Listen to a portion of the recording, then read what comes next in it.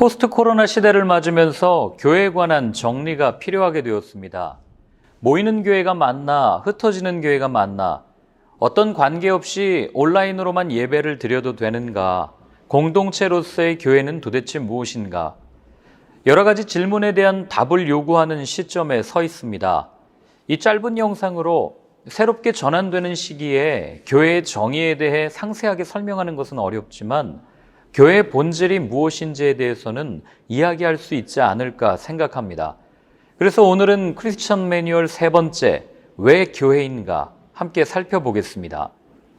교회가 어디에서부터 시작되었는지를 살피다 보면 한 가지 말씀이 눈에 들어옵니다. 예수님께서 제자들에게 너희는 나를 누구라 하느냐라고 물으십니다. 베드로가 놀라운 대답을 합니다. 선생님은 살아계신 하나님의 아들 그리스도십니다.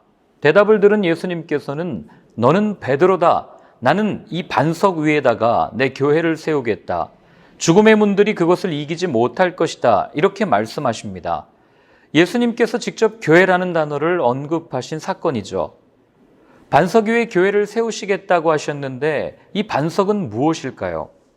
반석에 대한 해석에 따라 교회론이 달라집니다. 로마 카톨릭은 이 말씀을 베드로에게 주신 약속으로 이해해서 베드로의 수익권으로 해석합니다. 즉 베드로 사도를 계승한 교황이 교회에 대한 특별한 권위, 절대적 권력을 갖게 되는 거죠. 그러나 예수님의 이 말씀은 베드로와 예수님이 나눈 대화의 맥락을 통해 해석해야 합니다.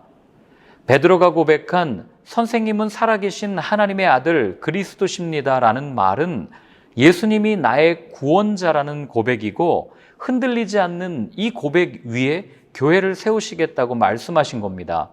교회는 주님과 나 사이의 관계적 사건의 집합입니다. 이것을 부연해 주는 것이 구약의 성전입니다.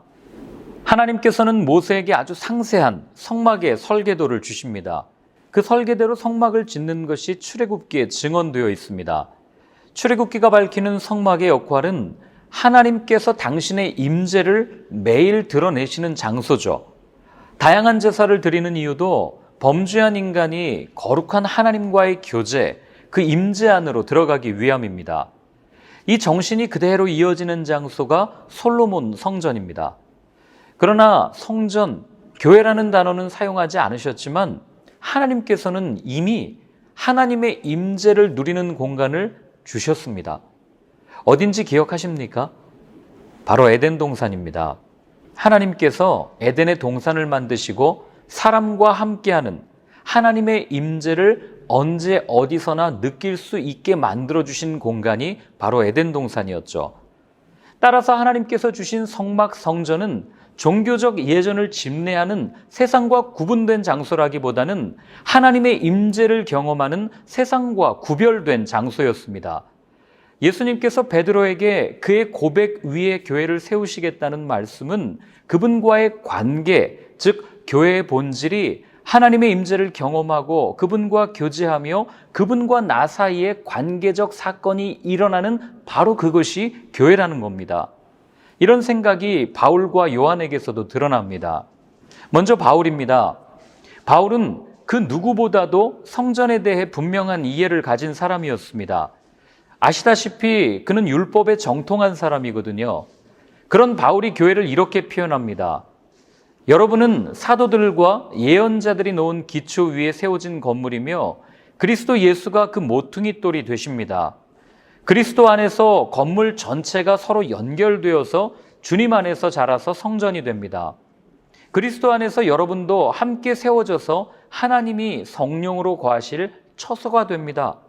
또한 여러분의 몸은 여러분 안에 계신 성령의 성전이라는 것을 알지 못합니까?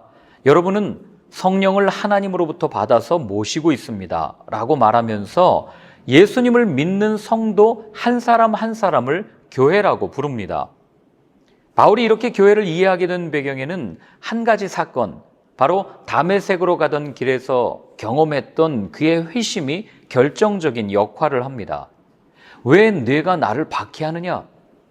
적어도 예수님을 만나기 전, 예수님을 경험하기 전에 바울은 율법의 진심이었던 사람입니다. 그런데 그 율법에 나무에 달린 자는 저주받은 사람이라고 기록되어 있었기 때문에 이 십자가에 달려 죽은 예수는 그리스도가 될 수 없다고 생각했죠. 그런데 그 예수님을 만납니다. 이때 그는 두 가지를 깨닫습니다.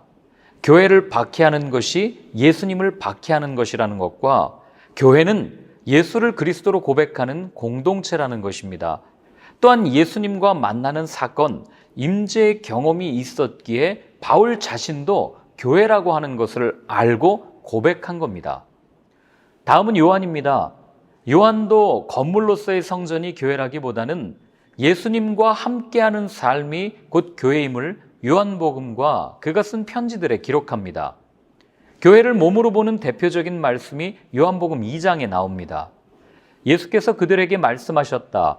이 성전을 허물어라. 그러면 내가 사흘 만에 다시 세우겠다. 그러자 유대 사람들이 말하였다.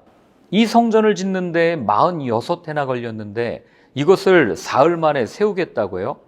그러나 예수께서 성전이라고 하신 것은 자기 몸을 두고 하신 말씀이었다. 이것을 확정짓는 말씀이 요한계시록에 나옵니다. 장차 올 성전이 어떤 모습일까요? 나는 그 안에서 성전을 볼 수 없었습니다. 그것은 전능하신 주 하나님과 어린 양이 그 도성의 성전이시기 때문입니다.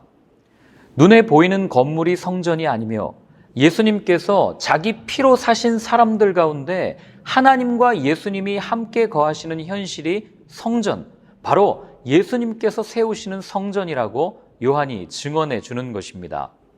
사도들의 증언을 종합하면 교회는 예수님께서 하나님의 뜻에 따라 자신의 생명으로 값주어 사신 사람들이 성령 안에서 이루어가는 공동체라는 것을 알 수 있습니다. 주님께서 한 사람 한 사람을 부르시고 당신의 피로 값주어 사시는 구원 사건을 이루시고 그 부르신 이들이 함께 머리 되신 예수님을 통해서 그의 몸된 지체로 연결되도록 하십니다.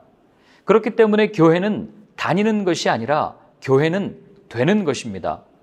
동시에 모든 참된 교회 공동체들은 결국 머리 되신 주님께 분리될 수 없이 연결되어 있기 때문에 주님의 교회는 하나입니다. 그러므로 우리가 모여도 교회고 흩어져도 교회가 되는 것입니다. 무별로 흩어지는 교회가 특별한 것이 아니라 이미 우리는 흩어지는 교회로서의 삶을 살고 있는 겁니다. 교회된 우리가 모든 일에 예수 그리스도에게까지 자라는 영광, 우리가 보이지 않는 하나님의 형상인 그리스도의 형상을 본받게 되는 변화, 이것이 교회의 부흥이고 교회된 우리가 우리의 삶을 통해서 누려야 할 영광이며 이루어야 할 하나님의 뜻입니다. 함께 교회가 되지 않으시겠습니까?